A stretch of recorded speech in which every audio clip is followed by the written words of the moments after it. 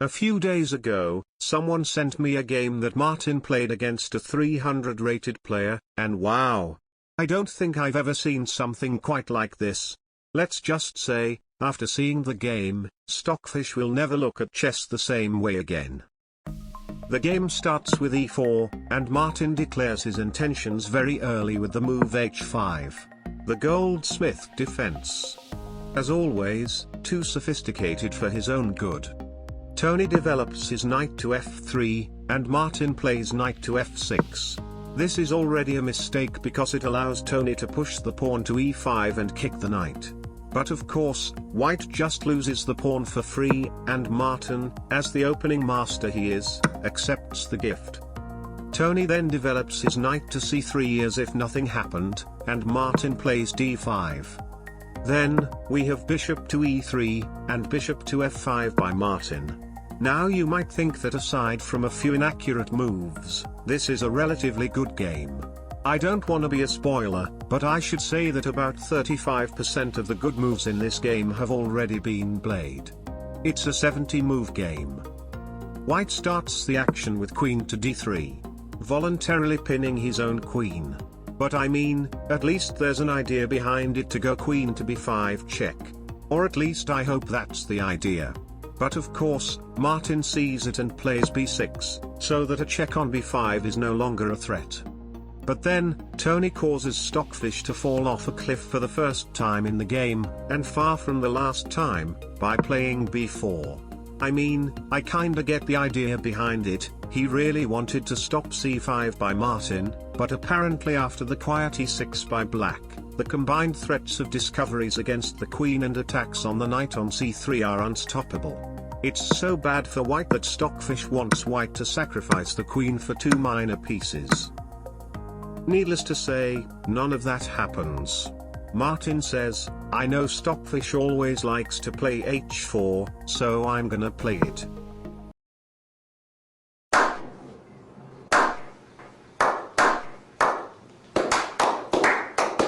Then, Tony plays a3, which is not a bad move from a practical standpoint, even though Stockfish thinks the best continuation leads to the loss of a knight and a queen trade, but come on. This is a 300 rated game. No one cares what Stockfish thinks. So, we get knight to d7 by Martin. The next move by white though is on a whole different level. This is a move you should almost never play when the opponent has an advanced h-pawn, especially when your rook is undefended, but in this position it's even worse because of the knight on e4. White now loses a rook, after knight takes g3 with a discovered attack on the queen. But since the opening phase is coming to an end, we all know what that means for Martin's playing strength. Yeah. a6. Tony then takes the h-pawn, and Martin casually undevelops his knight to its starting square. Dude. I swear if you gave me this game without the names I probably wouldn't be able to guess which one is Martin. Maybe it's time for a Guess the Martin series. Anyway, after a few random rook moves, Martin develops his queen, and white responds with one of the most inexplicable moves I've ever seen. He plays rook to g5. Dude. Not only is the bishop defended, the knight covers the square. Maybe it's a big brain move to sack the exchange and get a good outpost for the knight, but I wouldn't call it an outpost when you can get immediately kicked away with f6. And wow! Apparently I'm the one who doesn't know Martin well enough. I can't say I saw this one coming. Now you might think this is winning because of the natural rook takes d5, but no, it's because of an insane engine line that starts with a rook sack and ends with Martin up 1 point of material but completely lost because of black's active queen and bishop bear. But once again, it's a 300 rated game. Needless to say, rook takes d5 is played, and Martin is now winning again. But of course, it's only winning if Martin finds knight takes rook takes bishop takes rook takes bishop takes rook c8 check king d7 rook takes, and bishop h3. Not that hard to find, to be honest. He plays the natural queen to c6 instead, putting more pressure on the knight. White then pushes the b-pawn to attack the queen, using the ancient wisdom of hope chess. Which, as a lot of you may know, is probably Martin's biggest weakness. Which is why it may not come as a big surprise that Martin's next move was a wheel spin rook move. But this wouldn't be a 300 rated game without at least one declined Botez gambit, now would it? Make that 2. So Martin does see the hanging rook but not the queen one square away. So is it any wonder people are afraid of technology? Technology! Rook to b2. That blunders a knight. You can see it, Martin. Right? Well, not the queen move I had in mind.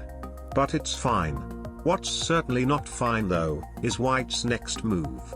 He plays rook to b4, which can straight up be taken by the bishop. But I guess this is a normal blind spot for beginners. King to d8. Typical big brain Martin strategy. Wait, what was that? Yeah, it's real. I thought it was a hallucination. Well, at least that means I haven't lost it. Yet. Of course. Knight to e5. That blunders a rook, for the second time in a row. But Martin, the gentleman, would rather take a pawn instead. And White keeps his rook chilling on c4, and leaves a free knight on d7, to attack a bishop that doesn't do anything. Wow. That blunders a lot. I know I shouldn't question Martin's knowledge, but I wouldn't recommend locking your most valuable pieces in jail like this to any of my human viewers. Then, White proceeds to take Black's useless bishop, and now he's losing again. But I mean, at least he took a piece. Well, he's winning again. But judging by the fact that his rook has been chilling on c4 undisturbed by the pawn aiming towards it, I wouldn't count on him moving it all of a sudden. Yeah, didn't think so. Martin, what did I tell you about using the copycat strat? It doesn't work every time, dude. See? Of course he wouldn't miss that. Now you might be wondering, how is White winning here when both his rook and queen are under attack? He's winning with queen f1, pawn takes, bishop takes, king moves, queen moves, bishop d5, bishop c6, bishop e6, bishop takes, knight c6, check with a fork. Yeah, shut up, stockfish. Needless to say, White just sacks his queen.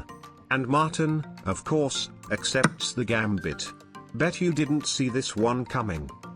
A few random shuffles later, White has lost a knight, but Martin responds with giving him a free rook, but he declines it in order to give a useless check, then declines to take for a second time and starts chasing the other rook instead.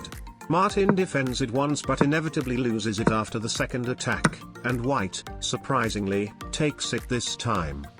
The next move by Martin is a gentleman's move that was really misunderstood by Stockfish.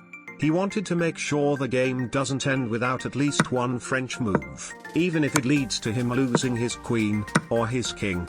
But fortunately, his opponent missed it. White then keeps ignoring the free rook to attack the knight, but at least he does manage to win it.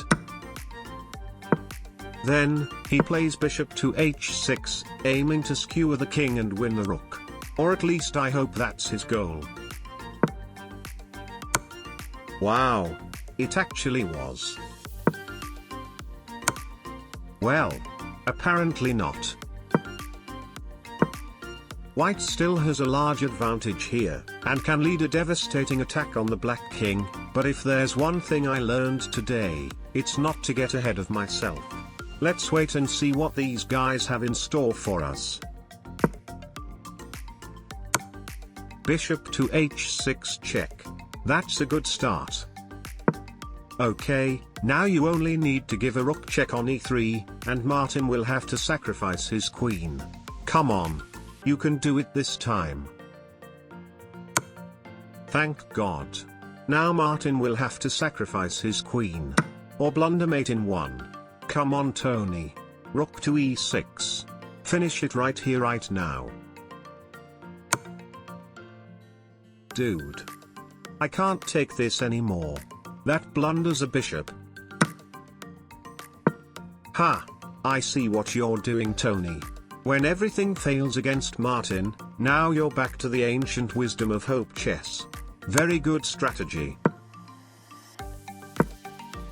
See? I told you, it's his only weakness. Well, maybe not the only. But now it must be already over. Martin has lost his queen, Tony is pushing the pawn to promotion and Martin can't do anything about it. He takes a pawn for good measure before promoting, then goes back to take black's dangerous pawn before promoting for the second time. Then, he puts black's king in a small box to make checkmate easier, and now it's over. Queen to g2 is checkmate. This is what we've been waiting for. What an insane game it was. But finally, he delivered.